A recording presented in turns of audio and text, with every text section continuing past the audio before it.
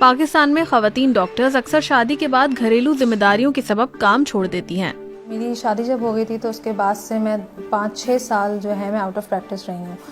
तो out of practice में इसी वजह से थी कि मेरे बच्चे छोटे थे और मुझे एज अ वुमेन मुझे ये लग रहा था कि मुझे मेरी फ़र्स्ट प्रायोरिटी, मेरी प्राइमरी रिस्पॉन्सिबिलिटी जो है वो मेरे बच्चे हैं और मेरी फैमिली है, तो मुझे उनको देखना चाहिए। ई डॉक्टर प्रोग्राम ऐसे डॉक्टरों को अपने करियर की दोबारा आगाज में मदद देता है। ये प्रोग्राम उन तमाम खवातीन डॉक्टरों के लिए है जो समाजी रुकावटों की वजह से शादी के बाद अपना करियर जारी नहीं रख पाती। पाकिस्तान में ऐसी डॉक्टरों की तादाद 30,000 से ज्यादा है।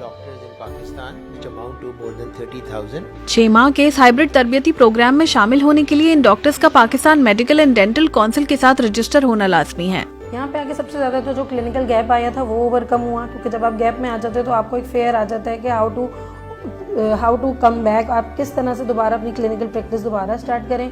तो वो जब इस चीज़ प्रोग्राम में आप आते हैं, आप अपने कुलीग से इनसे इंटरेक्शन होता है, वर्कशॉप्स में, हॉस्पिटल्स में जब आप जाते हैं पेशेंट इंटरेक्शन होता है, तो वो सारा कॉन्फिडेंस आपका रीगेन होता है और फिर आप इजीली अपनी क्लिनिकल प्रैक्टिस स्टार्ट कर सकते हैं। एजुकास्ट के मुताबिक ट्रेनिंग मुकम्मल करने वाली 70% खवातीन की तिब्बी पेशे में वापसी हुई।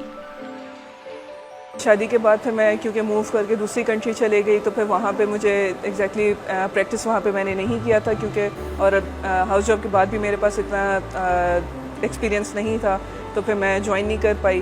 और फिर मेरे पास फैमिली के बहुत सारे इश्यूज़ थे तो जो मुझे जिनको लुक आफ्टर करना था। टाइम के साथ साथ जो उस वक्त मसले थे तो वो आहिस्ता आहिस्ता खुद निपटते चले गए।